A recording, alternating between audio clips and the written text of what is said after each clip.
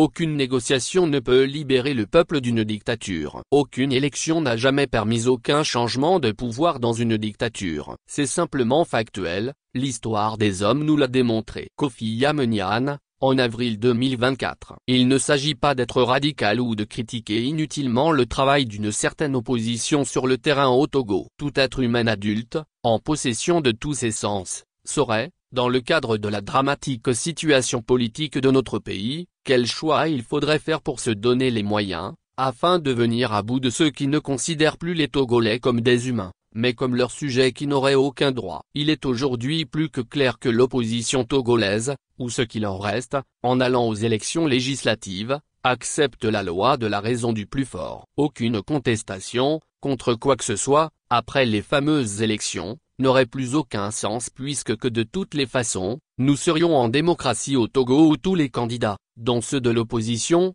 battent campagne sans entrave, avec des débats animés. Que voudrait-on encore de plus? Dans son interview donnée sur TV5 Monde, Gilbert Bavara, l'un des jusqu'au-boutistes autour de Forgue Gnassingbé, ne dit pas le contraire. Effectivement la campagne bat son plein et cette campagne est très intense, les débats sont très intenses, une campagne disputée. À écouter le ministre du régime de dictature togolais, avec son arrogance habituelle et son éternel mépris du peuple, on se croirait au Bénin, au Sénégal, en France, en Allemagne, aux USA ou encore en Grande-Bretagne. Des pays où l'alternance est une réalité. Le comportement de ceux qui se disent aujourd'hui de l'opposition au Togo, et qui ont décidé d'aller à ces élections, apporte bien sûr de l'eau au moulin d'un Gilbert Bavara, toujours prêt à débiter des balivernes à dormir debout pour le maintien de sa clique de malfaiteurs au pouvoir.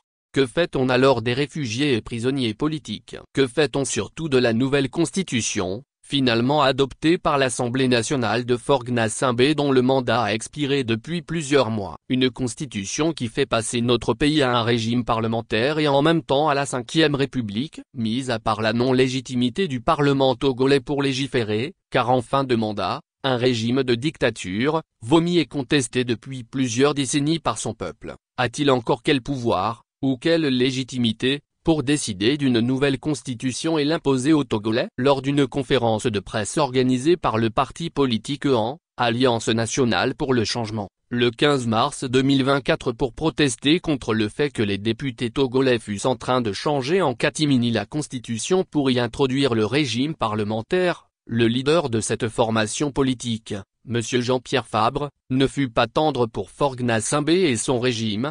On n'acceptera jamais ce qu'ils sont en train de faire là. Ce régime est un régime militaire à façade civile. Un régime militaire clanique, tribal à façade civile. Un régime adossé à l'armée. Non, ils n'auront jamais l'accord des Togolais. Nous avons en face de nous des gens qui manquent de dignité. Monsieur Forgue Gnassingbé ne respecte pas les Togolais. Après quelques velléités de regroupement et de manifestations de la part de quelques partis politiques autour de plus rien à se mettre sous la dent, les états-majors de beaucoup de partis dits de l'opposition étant trop préoccupés par les législatives et les régionales. Peut-on se libérer d'un régime de dictature, plus que cinquantenaire, comme celui que nous subissons au Togo, par des élections, quelles qu'elles soient? Monsieur Fabre lui-même a reconnu que nous avons affaire au Togo à un régime militaire à façade civile, un régime adossé à l'armée. Et il devrait aujourd'hui être clair pour tout le monde que tout ce que ce régime, avec au centre Forgue Gnassingbé, entreprend, pour ne jamais quitter le pouvoir, n'a rien de légitime, et ne repose que sur la force brute. Une assemblée dont le mandat a pris fin depuis longtemps, des textes de la CEDEAO qui disent qu'aucune réforme substantielle de la loi électorale ne doit intervenir dans les 6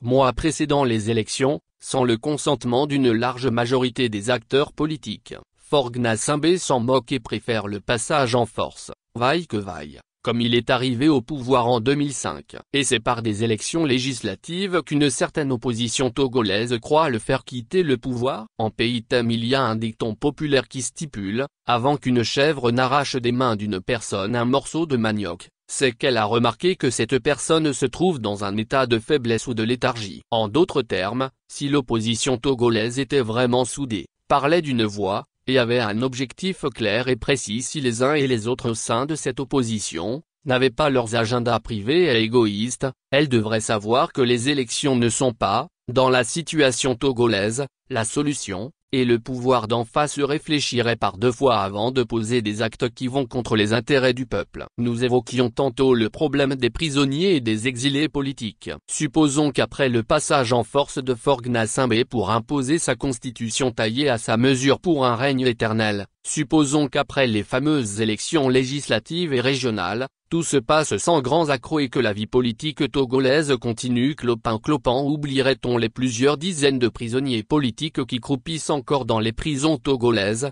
dont surtout une femme, Leila, séparée de son bébé de quelques mois depuis au moins 6 ans, parce que tout simplement elle est une sympathisante de l'opposition? Oublierait-on des réfugiés politiques comme Salifou Tikpi Tchadam, Olivier Hama, Akila François Boko et beaucoup d'autres? Pour le pouvoir Gnassingbé et ses complices, nous savons que ce serait un bon débarras que des opposants intransigeants soient en dehors du territoire national. Et pour l'opposition, prendrait-elle sur elle que des citoyens finissent leur vie en prison et que des Togolais, la plupart, responsables politiques, meurent un à un à l'étranger, comme Monseigneur Kepodzro et Abbé Yomé Kodjo, pendant que des opposants siègent dans une assemblée nationale où ils ne pourront absolument rien faire pour la vraie libération du Togo?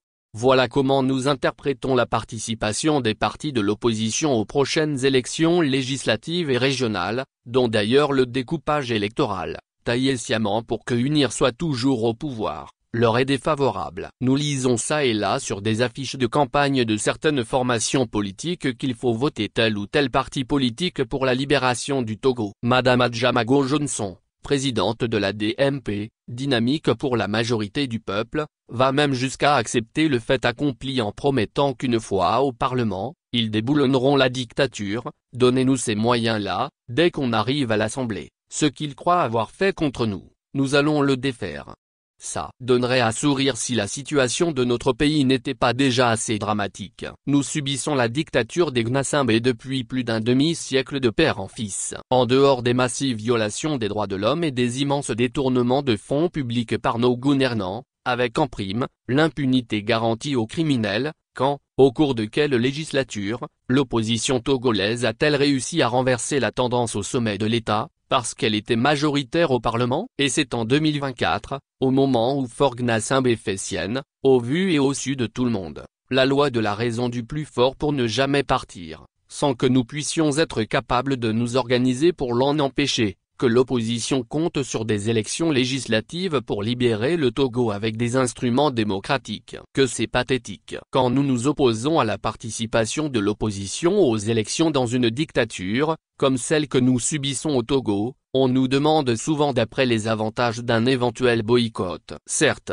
il ne suffirait pas de boycotter pour boycotter, mais la situation catastrophique d'ensemble de notre pays nécessite une organisation sérieuse de la part de la vraie opposition qui cherche la vraie libération du Togo, d'UNIR et de Faure Gnassingbé. Dans un tel cas où l'opposition vraie, pas celle des opportunistes, parlerait d'une voix en ayant un but précis, comme nous l'avons déjà développé plus haut, le boycott des élections, qui serait suivi d'actions concrètes sur le terrain, servirait à maintenir la flamme de la lutte, à rappeler surtout à l'opinion internationale que les Togolais ploient toujours sous la dictature des Gnassingbé, de père en fils, depuis 60 ans, pendant que tout change positivement autour de nous. Les actions concrètes qui accompagneraient le boycott consisteront, entre autres, à rappeler le sort des nombreux prisonniers politiques que le monarque Faure Gnassingbé refuse de libérer, malgré les nombreuses injonctions des organisations nationales et internationales des droits de l'homme, malgré les nombreux jugements de la Cour de justice de la CEDEAO. En allant aux élections,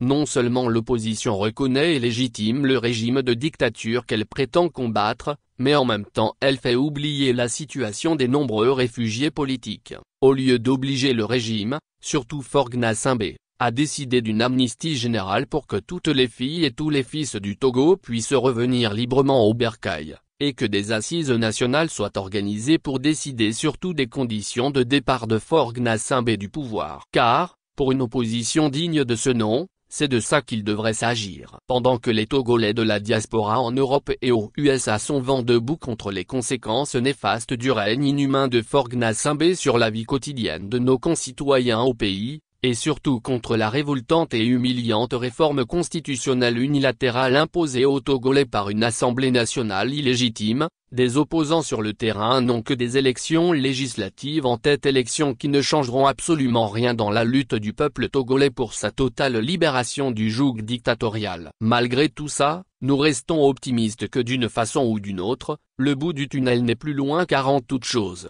tout finit par finir un jour.